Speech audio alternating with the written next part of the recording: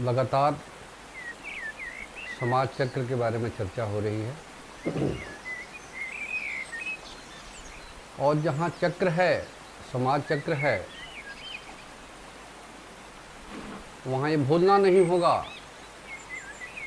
कि समाज में 4 प्रकार के मनोविज्ञान के लोग रहते हैं और इसमें एक गति है, इसमें एक स्वाभाविक गति होती है। लेकिन ये गति कभी धीमी पड़ जाती है और कभी इसकी गति द्रुत हो जाती है, कभी स्वाभाविक रहती है। इसकी गति कभी भी इतिहास में एक प्रकार से स्वाभाविक ढंग से चलते हुए नहीं पाई।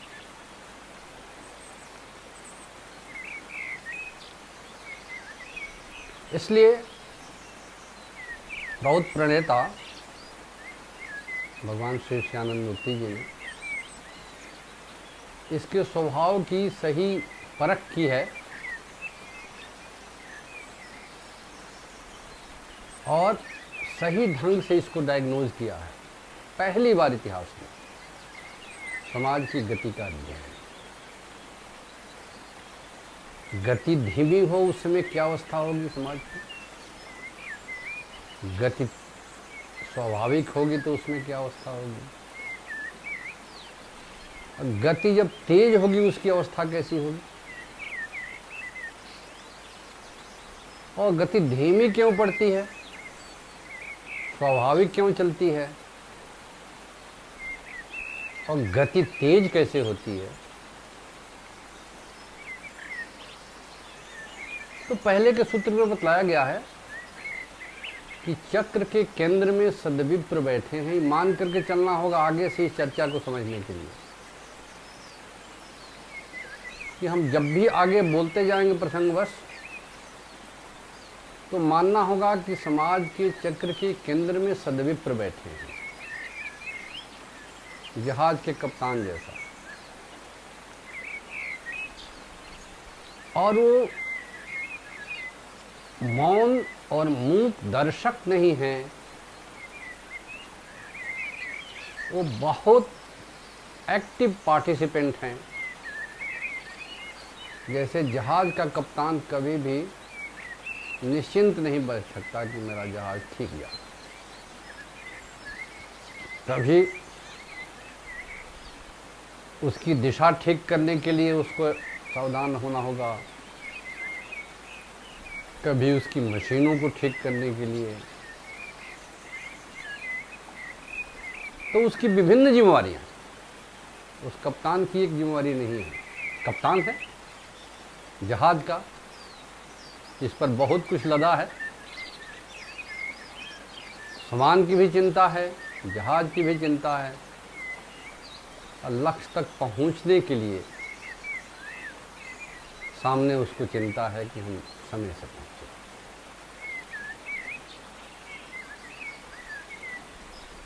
तो अगर कप्तान देखता है, सदविप्र देखता है तो कि चक्र की गति, समाज चक्र की गति धीमी पड़ रही है, तो प्रौद्ध की क्या व्यवस्था है उसमें? प्रौद्ध प्रणेता क्या कह रहे हैं?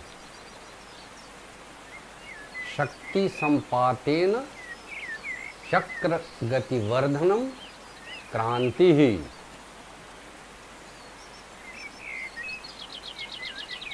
शक्ति के संपात के द्वारा, शक्ति के प्रयोग के द्वारा, शक्ति संपातेन, तृतीया विभक्ति, थर्ड केस इंडियन, शक्ति के संपात से, शक्ति के प्रयोग से। अब कितनी शक्ति चाहिए ये निर्णय कप्तान को खुद करना पड़ेगा। जहाज को कितना एक्सेलरेट करना है, ये समाज किस लायक है, कितनी गति देने से टूटेगा नहीं, इसकी स्वाभाविक गति विनष्ट नहीं होगी, क्योंकि समाज चक्र के केंद्र में बैठ करके यही अध्ययन कर रहा है, यही इसका विषय है, उसका विशेषज्ञ है। अब कोई शक करता है कि विशेषज्ञ कैसे बन गया? सोशल चर्निंग के द्वारा आगे निकल के आया, मंथन से आया।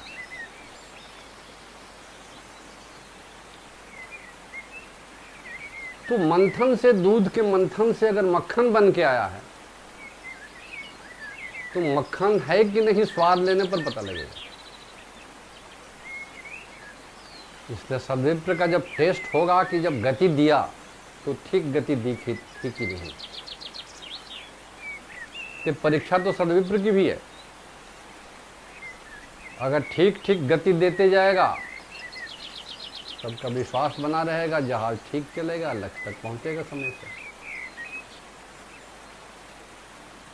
तो जानता है कि समाज का चक्र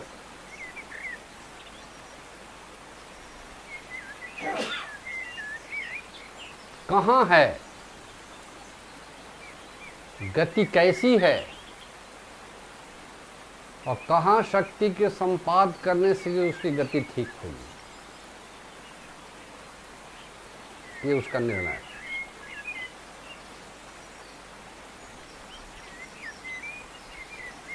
तो अगर वो शक्ति का संपाद नहीं करता है और आवश्यकता है, तो उसी स्थिति में शोषण होता है।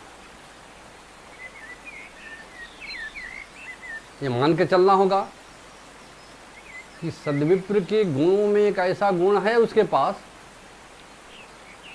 कि अत्याचार, पापाचार, शोषण के खिलाफ उसमें तीव्र शक्ति है, अक्षुण्ण शक्ति है उसके खिलाफ लड़ने की। पाप से समझौता नहीं करेगा वो। शोषण के विरुद्ध संग्राम वो सीखा है चर्निंग प्रोसेस में। सो उसका ये प्राण धर्म है। और चूंकि समाज के केंद्र में बैठा है, चक्र के केंद्र में बैठा है, दिन रात यही चिंतन है कि चक्का ठीक चल रहा है कि नहीं, कौन शोषण कर रहा है, क्यों शोषण हो रहा है, यही इसका विषय है। इसलिए सद्विप्र अगर है तो इससे भूल नहीं हो सकती। इसलिए वो चाहे या ना चाहे, और चाहेगा क्यों नहीं, उसकी ड्यूटी है, तो शक्ति का प्रयोग करेगा। अब आप कहेंगे कि उसको शक्ति आती कहां से? समाज के चर्निंग प्रोसेस से निकल के आया है, समाज का उस पर विश्वास है, और समाज जानता है कि ये सद्विप्र है, तो उसके पास समाज का बल है। और समाज के बल से व्यवस्था चलाएगा, व्यवस्था बदलेगा। व्यवस्था चलाने वाले दूसरे हैं, अगर वो ठीक से नहीं चलाएंगे तो बदल दी जाएंगे। आज अगर कोई ऐसा व्यवस्थापक कोई ऐसी गलती करता है तो समाज के पास ताकत नहीं है, या उसके लिए जुडिशरी सामने आती है, या कोई और व्यवस्था है, सामाजिक व्यवस्था इसके लिए नहीं है। कोई मंत्री गलती करते हैं, कोई विधायक या कोई सांसद गलती करते हैं, तो समाज के हाथ में ताकत नहीं है। समाज को चुनने का ताकत है उनको, लेकिन बुलाने का ताकत नहीं है, वापस बुलाने का नहीं है। तो समाज के हाथ से ताकत छीन ली गई है। इसलिए अवश्य ही भविष्य में जब संविधान पर अवलोकन होगा तो इस बात को संविधान के विशेषज्ञों को सोचना चाहिए कि अगर हम चाहते हैं कि टू टायर सिस्टम बनाएं देश का, तो पॉलिटिकल इंस्टीट्यूशन, एडमिनिस्ट्रेटिव इंस्टीट्यूशन और सोशल इंस्टीट्यूशन, दोनों स्ट्रक्चर खड़ा करना होगा, तब एक दूसरे पर चेक्स एंड बैलेंस रहेगा। तो उस शक्ति से सदविप्र शक्ति का प्रयोग करेगा। क्योंकि उसके मन में कल्याण है, इसलिए वो किसी दूसरी भावना से प्रेरित होकर के शक्ति का प्रयोग नहीं करेगा, स्वार्थ के लिए नहीं करेगा। हमेशा ध्यान रखें, शक्ति के बार बार प्रयोग करने से शक्ति क्षीण होती है। इसलिए कोई शक्ति अगर है किसी में, तो बैलेंस करने के लिए, संतुलन बनाए रखने के लिए। सांप में विष है, लेकिन अगर इसका प्रयोग अंधाधुंध करने लगे सांप, तो जिंदा नहीं रह सकता, तो मार डाला जाएगा। शेर भक्षण करता है जीवों को, लेकिन जंगल के जानवरों की जिंदगी वो तबाह कर दे, जीना दुर्लभ कर दे, तो शेर नहीं रह सकता। आदमी भी मार के खा सकता है वो, लेकिन अगर लगातार आदमी पर हमला करेगा तो शेर नहीं रह सकता। इसलिए शक्ति दी जाती है प्रकृति की ओर से, उसका भी संतुलन बनाए रखने के लिए देने वाले ने शक्ति दी है किसी काम के लिए। कंट्रोल भी उसी हिसाब से स्वभाव के माध्यम से करता है। सांप भी विशेष परिस्थिति में काटता है, टाइगर भी मैन ईटर किसी विशेष परिस्थिति में होता होगा, लेकिन जैसे ही मैन ईटर बनता है वो ज़्यादा दिन तक जी नहीं सकता।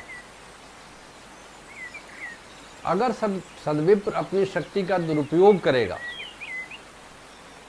तो शक्ति उसमें नहीं रहेगी। क्योंकि समाज एक ऐसा चलामान सत्ता है कि वो सेंट्रीफ्यूगल फोर्स पे फेंका जाएगा। अगर सदविप्र सैडविप्र बन गया, तो वहां से वो हट जाएगा। क्योंकि सदविप्रों का बोर्ड होगा, एक तो है नहीं, इसलिए उसको करप्ट होकर के समाज का शोषण करने की गुंजाइश नहीं के बराबर है। प्राउत प्रणेता का ऐसा चिंतन है। क्योंकि उन गुणों को धारण किए रहेगा, तभी समाज में उसको स्थान मिलेगा, उसके केंद्र बिंदु में। तो जो चक्र की स्वाभाविक गति है, चक्र स्वाभाविक गति से चल रहा है, लेकिन देखा कि नहीं, अगर इस गति से समाज चलेगा तो शोषण बढ़ेगा, अपराध बढ़ेगा, और एक खास साइकोलॉजी का आदमी समाज में शोषण करना शुरू कर दिया है, ये और ज़्यादा करेगा। इसलिए शक्ति का संपात करेगा, शक्ति का प्रयोग करेगा, माइल्ड फोर्स। जैसे भीड़ को शांत करने के लिए पुलिस एक बैग गोली नहीं चलाती, पहले सावधान करती है, इसके बाद अश्रु गैस छोड़ती है, तब भी कोई नहीं मारा तो माइल्ड लाठी चार्ज करती है, पानी की बौछार करके भीड़ को भगाने की कोशिश करती है, नहीं मानते हैं तो रबर की गोली छोड़ती है, तब भी भीड़ नहीं मानती है तो बुलेट का प्रयोग होता है। उसी प्रकार से ये सदविप्र कितनी शक्ति का प्रयोग की आवश्यकता है, उनको तय कर।